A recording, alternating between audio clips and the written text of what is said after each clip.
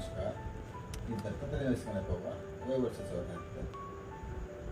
गेल्या 40 वर्षापासून मी दोन्ही पाय नाही. जगात लोक म्हणतात देव आहे, देव नाही. आता देव मी पण नाही बघितलं, परंतु मला अशी काही अनुभूती आहे त्या विषयामध्ये. कुठेतरी काहीतरी शक्ती आहे जी माणसाला तारून देते.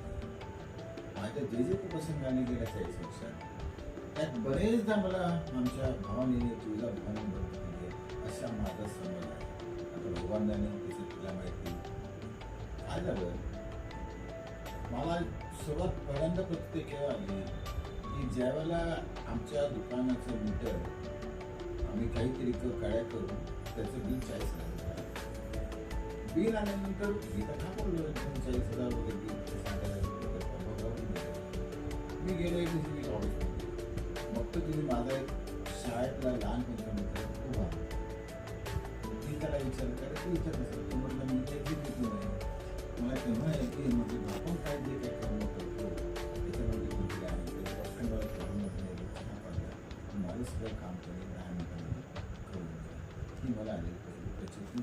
आणि तेव्हा मग मी जेव्हा मानलं की भवानी माते तू आहे पाठीशी आहे मला काही वाटायचं. त्यानंतर दुसरा प्रसंग म्हणजे माझी गाडी सुरली गेली. माझी गाडी सुरला गेली त्यावेळेला मी हतबल झालो होतो की पहिले दोन्ही पायांना पंग मला चालता येत नाही. त्यात माझी गाडी सुरली गेली. कसं करावं काय करावं. कोर्टात केस झाली. कोर्टात गेल्यानंतर मला कोर्ट कचेरीचं काहीच कळत नाही. कारण मी मुळात सायन्सचा मनुष्य काहीच कळत नाही. बघतो तर काय चिन्यामध्ये माझे परत कॉलेजचा मित्र सावजी उभा दिसला.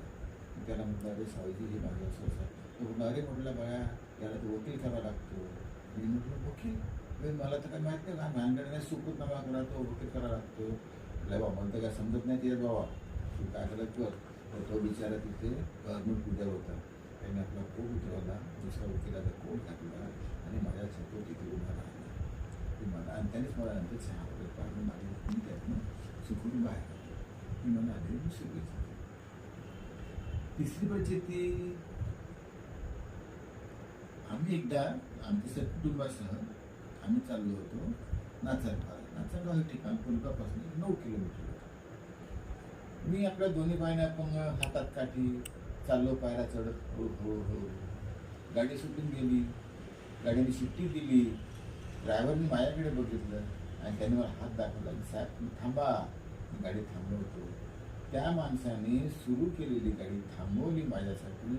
मी पूर्ण पायऱ्या चढलो पायऱ्या उतरलो ट्रेनमध्ये जाऊन बसलो. त्याने ज्या मागे वळून बघितलं की मी ट्रेनमध्ये बसलो आहे तेव्हा मग त्याने गाडी सुरू केली. सगळे लोक वाट बघत होते की 2 शिट्ट्या झाल्या गाडी का थांबली. त्या नियमाप्रमाणे मी गाडी थांबवणं हा गुन्हा आहे. पण त्या माणसाने माझ्या गाडीवर त्यानंतर मग नाचनगावला गेलो. येताना कुठली गाडी नव्हती तर मी त्या ट्रकवर बसून आलो.